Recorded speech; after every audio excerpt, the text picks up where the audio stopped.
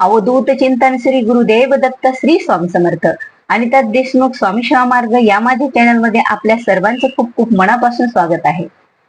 17 जुलैला आहे देवशयनी एकादशी आणि देवशयनी एकादशी म्हणजे आषाढी एकादशीची श्री विठ्ठलांच्या वारीची जी एकादशी.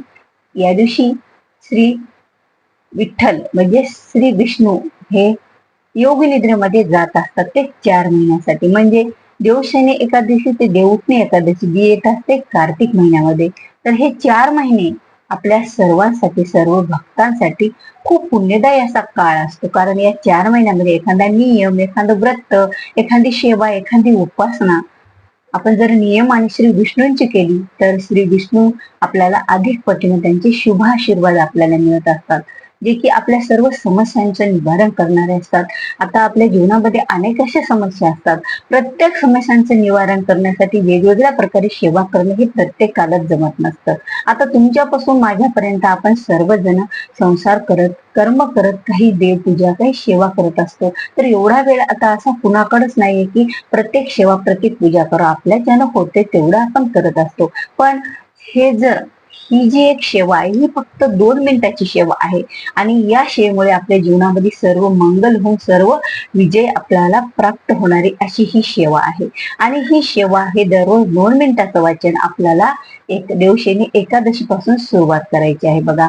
कारण श्री विष्णू हे योग निद्रेत असतात आणि श्री विष्णूंची स्तुती, श्री विष्णूंसाठी एखादं स्तोत्र, मंत्र आपण जे काही पठण करू, जे काही श्रद्धेतून भक्तीतून करू ते श्री विष्णूंना खूप असं आवडणार असतं. आणि ज्या वेळेला श्री विष्णूंना काही आवडत असतं त्यामुळे माता लक्ष्मी सुद्धा आपल्यावर प्रसन्न होत असतात. कारण ही दोघांची जोडी ज्या वेळेला आपल्या घरात वास करते त्यावेळेला आपल्या सर्व संकट हे दूर होत असतात. तर विशेष महत्वाचं की आपल्याला देवशयनी एकादशीपासून म्हणजेच 17 जुलैपासून हे अशी कोणती सेवा करायची आहे ज्यामुळे आपलं सर्व मंगल होऊन आपल्याला सर्व गोष्टीमध्ये विजय प्राप्त होणार आहे. तर तुमच्या सर्वांकडे श्री स्वामी सेवा केंद्रातील ही नित्य सेवा हा छोटीशी पुस्तिका असेल. आता छोटीशी म्हणण्यापेक्षा या नित्य सेवेमध्ये अशी एवढे स्तोत्र मंत्र सर्व वेगवेगळ्या देवी देवतांचे आहेत, जे काही जणांना माहित नाहीत. खूप 10% लोकांनीच ही नित्य सेवा पूर्णतः वाचून काढलेली असेल. नाहीतर आपल्याला जेवढी सेवा सांगितली जाते किंवा जी नित्य सेवा करतो तेच आपण याच्यातून वाचतो आणि बाकीचं आपण काही याच्याकडे बघण्याकडे लक्ष देत नाहीत. म्हणजे 90% लोक, 10% लोक तर देतातच, त्यांना तर माहितच आहे या नित्य सेवेत काय आहे. तर जरा विशेष महत्वाचा मुद्दा म्हणजे आपल्याला श्री विष्णूंची सेवा करण्यासाठी यामध्ये आपल्याला सर्व मंगलकारक श्री विजय सूक्त. आता हे सर्व मंगलकारक विजय सूक्त आहे आणि हे सर्व मंगलकारक, आता फ्रंट कॅमेरा असल्यामुळे तुम्हाला ते उलट दिशेने दिसत आहे. तर हे सर्व मंगलकारक श्री विजय सूक्त आहे. तर यामध्ये सर्वप्रथम आता हे 10 ते 12 ओळीचं सूक्त आहे. तर हे 10-12 ओळीचे सूक्त असल्यामुळे आपण 2 मिनिटात तर अवघ्या वाचून हे काढू शकतो. आता हा 2 मिनिटाचा वेळ आपल्याला कधी द्यायचा, सकाळी उठल्या तेव्हापासून ते रात्री झोपेपर्यंत आपण ज्याप्रमाणे आपले स्वामी महाराजांची नित्य सेवा करतो ना त्याचप्रमाणे आपल्याला हे वाचन करण्यासाठी सुद्धा वेळ द्यायचा आहे. आणि इतकं मस्त हे वाचन करताना पहिल्या प्रथम श्री विष्णूंची जी प्रार्थना आहे बघा ती दिलेली आहे. शांताकारं भुजगशयनं पद्मनाभं सुरेशं विश्वाधारं गगनसदृशं मेघवर्णं शुभाभं लक्ष्मीकान्तं कमलनयनं योगिर्मिभागम्यं वंदे विष्णु भोगविहारं सर्वलोकैकनाथं. अशी श्री विष्णूंची स्तुती आहे, प्रार्थना आहे पहिल्या प्रथम. आणि नंतर हे 10-12 ओळीचं असं वाचन आहे. आता हे श्री सर्व मंगलकारक बघा त्याचं नावच आहे सर्व मंगलकारक श्री विजय सूक्त.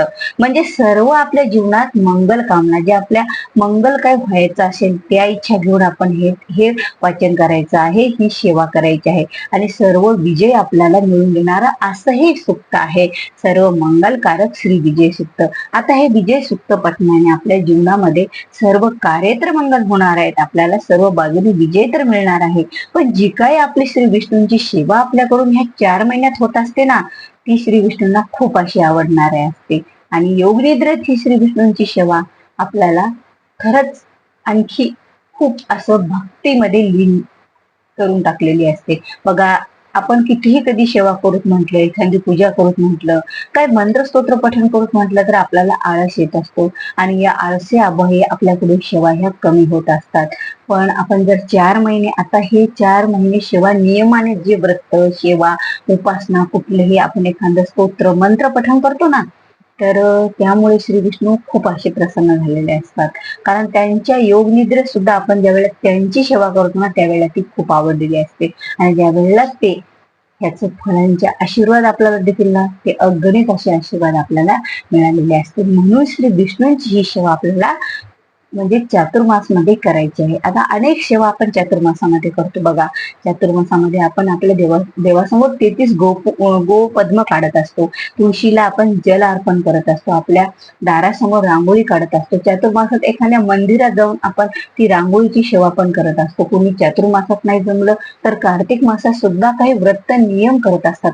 कारण चातुर्मासामध्ये जे नियम करतात ना, ते नियम असे खूप प्रभावशाली असतात आणि ते नियमाने आपल्या सर्व समस्यांचं निवारण होत असतं आणि देवी देवतांचा शुभ आशीर्वाद आपल्या पाठीशी वर्षभर हा राहत असतो. कारण जे 8 महिने असतात त्यात एवढे नियम नसतात, पण चातुर्मासामध्ये सर्व असे नियम, पूजा विधी, सण वार वैकल्य, जी मराठी अस्मिता जे काही सणवार आहेत ना, ते या चातुर्मासामध्ये असतात.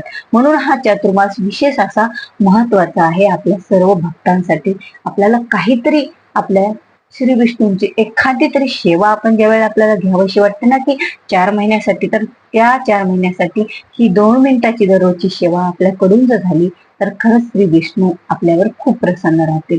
पण ही सेवा कधी करायची, तर त्यांना कुठला नियम नाही असं नाहीये.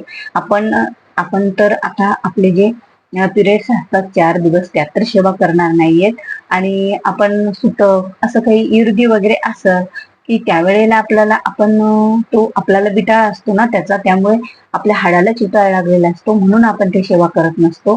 त्यामुळे ते आपण सेवा करायचे नाहीत आपल्याला तेव्हा, आणि मग आपण 4 महिने मग ही कंटिन्यू सेवा चालू केली तरी चालतं, तेवढे हे दिवस सोडून.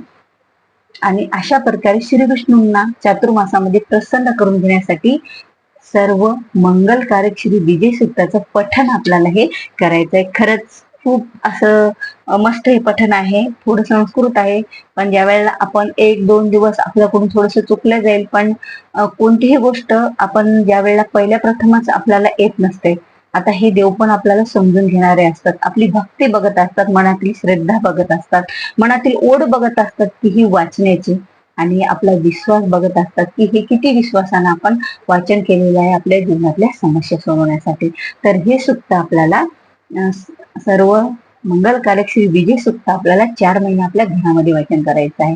त्यामुळे आपल्याला आपल्या घरात सर्व मंगल कार्य घडून येतील आणि आपल्याला सर्व बाजूने हा विजय मिळतच राहील.